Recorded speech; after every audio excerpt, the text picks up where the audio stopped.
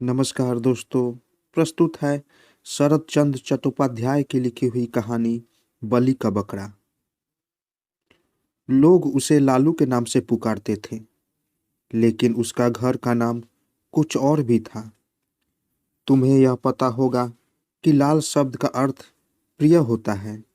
यह नाम उसका किसने रखा था यह मैं नहीं जानता, लेकिन ऐसा देखा गया है कि कोई कोई व्यक्ति यूं ही सबके प्रिय बन जाते हैं।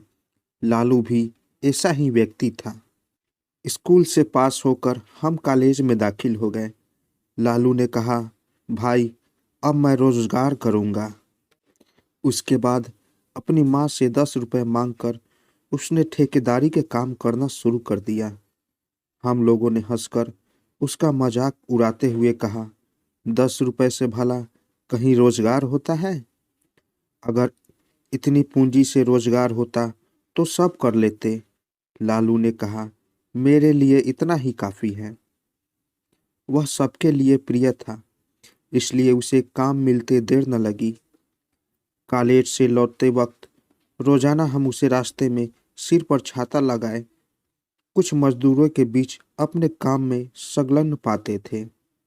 हम लोगों को देखते ही चिढ़ाते हुए वह कह उठता, अरे जल्दी जल्दी कदम बढ़ाकर जाओ वरना परसेंटेज में कमी आ जाएगी। गांव की पाठशाला में जब हम एक साथ पढ़ते थे, तभी से वह मिस्त्री का काम करने में चतुर था। उसके बस्ते में एक नहनी, एक छुरी, एक छोटी हथौड़ी, एक घोड़े की नाल और एक छैनी हर वक्त रखी रहती थी। इन चीजों का संग्रह उसने कब और कैसे किया यह मैं नहीं जानता, लेकिन ऐसा कोई कार्य नहीं बचा था जिसे वह इन सामग्रियों से न कर सके। स्कूल के सभी साथियों का छाता मरम्मत, स्लेट फ्रेम ठीक करना, खेल कूद के समय पाजामा या कमीज को सी देना, इसी तरह वह बहुत से काम किया करता था। किसी भी कार्य के लिए इनकार उसने कभी नहीं किया। उसके अतिरिक्त भी नाना प्रकार की चीजें बनाया करता था। एक बार छठ के मेले के समय 2 आने का रंगीन कागज और मिट्टी के प्याले खरीदकर न जाने क्या क्या बनाकर उसने गंगा के किनारे बैठकर उन खिलौनों को 2.5 रुपए में बेचा था। उस मुनाफे की रकम में से उसने हम लोगों को चिनिया बादाम खिलाया था। इसी तरह दिन गुजरते गए और हम क्रमशः बड़े होते गए। जिम्नास्टिक खेल लालू सबसे अधिक तेज खेलता था।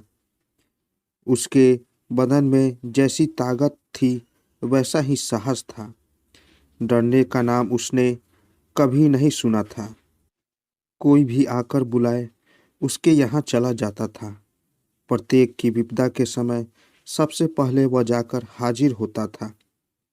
अगर उसमें कोई ऐब था तो एक यही था कि मौका पाने पर वह डराया करता था। चाहे कोई भी क्यों न हो, बच्चा बूढ़ा, उसके लिए सब बराबर थे। हम तो समझ ही नहीं पाते थे, लेकिन वह न जाने कैसे ऐसे विचित्र उपायों को खोज डालता था। आज उसकी एक कहानी सुना ही दूं। पड़ोस के मनोहर चटर्जी के यहाँ काली की पूजा हो रही थी। ठीक अर्धरात्रि के समय बकरा बलिदान होना था, लेकिन बलि देने वाले लोहार का कहीं भी पता नहीं था। देर होते देख कई व्यक्ति उसके यहाँ गए तो देखा लोहार के पेट में काफी दर्द है और आने में बिल्कुल असमर्थ है। लौटकर आकर लोगों ने खबर दी। खबर पाते हो सब के सब सिर पर हाथ रखकर बैठ गए। इधर बिना बलिदान किए पूजा अधूरी रह जाएगी। अब इतनी रात को दूसरे आदमी की तलाश कहाँ की जाए। इस साल अब देवी पूजा ठीक ढंग से नहीं हो पाएगी। तभी किसी ने कहा, अरे भाई, लालू यह काम कर सकता है। इस तरह न जाने कितने बकरों को वह काट चुका है। इतना कहना था कि कुछ लोग लालू के घर उसे बुलाने के लिए दौड़ पड़े। लालू उस समय सो रहा था। उठकर बोला, नहीं नहीं, अरे बेटा मना मत करो, चले चलो, वरना देवी की पूजा संपन्न होने से गांव का सत्यानाश हो जाएगा। लालू ने कहा, होने दो। बलिदान कार्य बचपन में मैंने किया था, लेकिन अब नहीं करूंगा। जो लोग बुलाने आए काफी मान मनौवन करने लगे, क्योंकि बलिदान के मुहूर्त में अब केवल 15 मिनट बाकी थे। इसके बाद बलिदान देना न के बराबर होगा। महाकाली के प्रकोप से सर्वनाश हो जाएगा। तभी लालू के पिता ने आकर कहा, ये चारों तरफ से निराश होकर आए हैं। गांव के कल्याण के लिए तुम्हें जाना चाहिए। जाओ। इस आदेश को अस्वीकार कर दे, इतनी हिम्मत लालू में नहीं थी। फिर उसे चटर्जी साहब के यहाँ जाना पड़ा। लालू को अपने यहाँ देखकर चटर्जी महाशय प्रसन्न हो उठे। इधर बलिदान का समय नजदीक आता जा रहा था। जल्दी से बकरा लाकर उसे माला सिंदूर पहनाया गया। फिर कटघरे में उसका सिर रख दिया गया। पूजा देखने के लिए आई हुई भीड़ जय काली माता की जय का नारा लगाने लगी। उसी के बीच में देखते ही देखते खट से आवाज हुई और एक निरीह बेजान जीव का धड़ सिर से अलग होकर नीचे गिर पड़ा। खून के धार से धरती लाल उठी। लालू ने कुछ देर के लिए अपनी आंखें बंद कर ली। पुनः कुछ देर के लिए शंख ध्वनि घंटे की आवाज रुक गई। दूसरा बकरा आया। उसे भी पहले की तरह माला फूल और सिंदूर लगाया गया। इसके बाद भक्तों द्वारा जय काली माता की आवाज गूंजी और लालू का दाव एक बार पुनः ऊपर उठा और फिर एक बार आखिरी बार फड़फड़ाते हुए बकरा समस्त भक्तों के विरुद्ध न जाने कौन सी फरियाद करते हुए शांत हो गया। उसके खून से लाल मिट्टी फिर भीग उठी। बाहर शहनाई बज रही थी। आंगन में बहुत से व्यक्ति जमा थे। सामने गलीचों के ऊपर मनोहर चटर्जी आंखें बंद करके इस नाम जप रहे थे। तभी लालू एकाएक भयंकर रूप से गरज उठा। कोलाहल वाद ध्वनि सब कुछ एकाएक रुक गई। सबकी कौतूहल भरी निगाहें लालू की तरफ घूम गई। लालू ने बड़ी बड़ी आंखें नचाते हुए कहा, और बकरा कहाँ है? घर के भीतर से किसी ने डरते हुए पूछा, और बकरा? दो ही का तो बलिदान होने वाला था। लालू ने खून से लथपथ दाव को ऊपर की ओर 3-4 बार घुमाते हुए भीषण गर्जना करते हुए कहा, और बकरा नहीं, यह नहीं हो सकता। मेरे सिर पर खून चढ़ गया है। लाओ बकरा, वरना मैं आज जिसे देखूंगा उसी का बलिदान करूंगा। नर बलि जय भवानी की, जय माता काली कहता हुआ इधर से उधर उछलने लगा।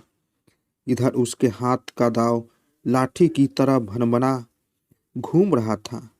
उस समय लालू का रंग ढंग देखकर वहां की जो हालत हुई उसका वर्णन करना मुश्किल है। सभी एक साथ बाहर को दौड़ पड़े, कहीं लालू उन्हें पकड़कर बलि पर न चढ़ा दे। इसी भगदड़ के कारण वहां की हालत बहुत ज्यादा खराब हो गई। कोई इधर गिरा तो कोई उधर, कोई मुंह के बल गिरा तो कोई सिर के बल, कोई किसी के हाथ के नीचे से भाग रहा है तो कोई किसी की टांग के नीचे से। यह सब कांड कुछ देर तक होता रहा, फिर सब शांत हो गया। लालू गरज उठा, मनोहर चटर्जी कहाँ है? पुरोहित कहाँ है?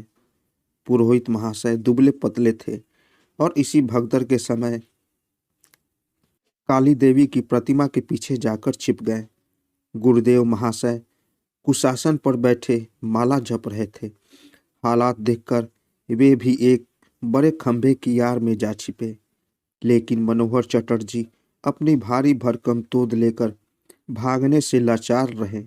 लालू ने आगे बढ़कर उनका एक हाथ कसकर पकड़ते हुए कहा, चलो अब तुम्हारी बलि दूं। एक तो कसकर उसने हाथ पकड़ रखा था, दूसरे हाथ में दाव देखकर चटर्जी के प्राण सूख गए। रोते हुए विनती करते हुए बोले, लालू बेटा जरा शांत होकर देख, मैं बकरा नहीं हूँ, आदमी हूँ। रिश्ते के नाते में मैं तेरा ताऊ लगता हूँ। तेरे पिताजी मेरे छोटे भाई की तरह हैं। यह सब मैं नहीं जानता इस वक्त मुझे खून चाहिए। चलो तुम्हारा बलिदान करूंगा। जगदम्बा की यही इच्छा है।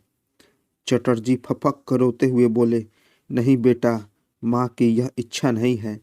वे जो जग जननी है, वे जग जननी है, इसका पता है तुम्हें। अब फिर बकरा बलिदान करोगे? मुझे बलिदान देने के लिए अब बुलाओगे? चटर्जी ने रोते रोते कहा, नहीं बेटा, अब बलिदान कभी नहीं कराऊंगा। मैं काली माता के सामने कसम खाता हूँ, आज से मेरे यहाँ कभी बलिदान नहीं होगा। ठीक कह रहे हो ना? हाँ बेटा, ठीक कह रहा हूँ। अब कभी नहीं कराऊंगा। मेरा हाथ छोड़ दे बेटा, पखाने जाऊंगा। लालू ने हाथ छोड़ते हुए कहा, अच्छा जाओ, तुम्हें छोड़ दे रहा हूँ, लेकिन पुरोहित कहाँ गया? और गुरुदेव, वह कहाँ गया? कहता हुआ वह एक बार फिर गरज उठा। फिर कमरे में इधर से उधर टहलते हुए बरामदे के करीब आ गया। उसका रूप देखकर खंबे की आड़ से गुरुदेव और प्रतिमा की आड़ से पुरोहित जी दोनों एक साथ करुण स्वर में दो प्रकार की आवाज़ में चीख उठे। दोनों का स्वर दो ढंग का ऐसा बेसुरा हो गया कि लालू अपने आप को संभाल नहीं पाया। हो होकर हंसते हुए दाव एक ओर फेंक कर भाग खड़ा हुआ। तब यह किसी को समझते देर न लगी कि लालू ने यह सब ढोंग किया था। सचमुच उसके ऊपर काली माता सवार नहीं हुई थी। यह कांड लोगों को डराने के लिए ही उसने किया था। थोड़ी देर बाद पुनः भक्तों की भीड़ जुट गई। अभी पूजा पूरी नहीं हुई थी। थोड़ी देर में महाकाल के साथ पूजा समारोह शुरू हो गया। मनोहर चटर्जी ने नाराज होकर कहा, कल ही कमबख्त ललुआ को 50 जूते उसके बाप से लगवाऊंगा। लेकिन उसे जूते नहीं खाने पड़े। सवेरा होने के पहले ही वह गांव से गायब हो गया।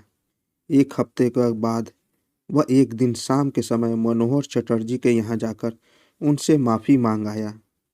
बाप की नाराज़गी भी दूर हो गई, लेकिन इससे एक फ़ायदा यह हुआ कि उस घटना के बाद मनोहर चटर्जी के यहाँ फिर कभी बलिदान नहीं हुआ। तो दोस्तों, कैसी लगी कहानी? अगर आप लोगों को कहानी अच्छी लगी हो तो मेरे चैनल को ज़रूर सब्सक्राइब करें और साथ साथ बेल आइकन को भी ज़रूर दबाएं, ताकि मेरी कहानी सबसे पहले आप तक पहुंचे। तो दोस्तों, मिलते हैं एक नई कहानी के साथ एक नए वीडियो में। तब तक के लिए नमस्कार।